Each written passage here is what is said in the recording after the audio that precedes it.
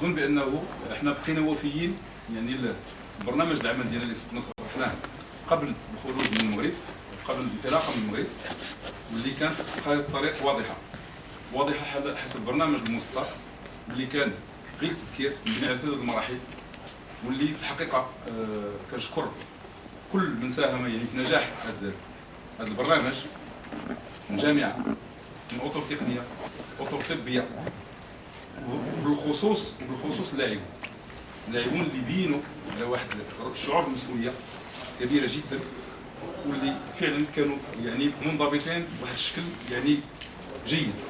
وتظهريه اللي كيكون هذا العنصر اللي جد مهم داخل الحلقه، يعني واعي بالمسؤوليه، اظن بانه كتقدر تحقق الاهداف. فنحن الحمد لله حققنا الاهداف ديالنا كلها، سواء المرحله الاولى اللي كانت مرحله ديال التاقلم، واللي وصلنا لواحد النسبه ديال 50-60%، واللي بينت في مباراه قويه فريق زامبيا، واللي وقفنا على بعض النقاط اللي جد مهمه واكدناها يعني في واحد الخط تصاعدي، في واحد النطاق تصاعدي انكريشندو المباراه ديال ناميبيا، واللي وصلنا لواحد النسبه على ما يناهز 75 حتى 80%.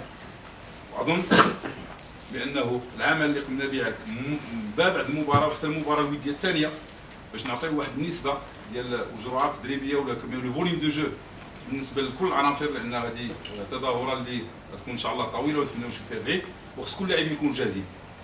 فاظن بانه وصلنا لواحد النسبه ديال 100%، وهذا جوابا على السؤال.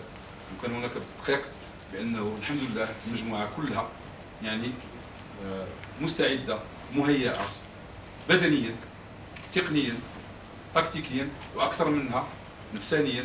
ان شاء الله البدايه ديال هذا الحدث الكبير، واللي كلنا بغينا نفرحوا الشعب المغربي، وبغينا يعني نحققوا هدف، الا هو المرور الاول ان شاء الله. Ok, توفيق من الله. Oui, je crois que on connaît notre groupe, on connaît les équipes de notre groupe, et on connaît bien sûr la première équipe contre qui on va jouer. On connaît ses potentialités. On a fait une étude, une analyse de l'équipe angolaise, mais on compte beaucoup plus sur la potentialité et l'esprit, l'état d'esprit de notre équipe, et sur notre jeu aussi, qui est très important.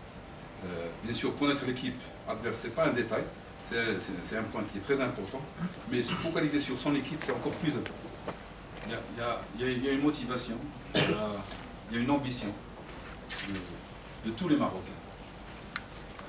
Il y a une ambition aussi de tous les joueurs pour arriver à un stade plus loin. Mais je crois qu'on ne peut pas y arriver si on n'est pas rationnel, on n'est pas logique dans la détermination de notre objectif.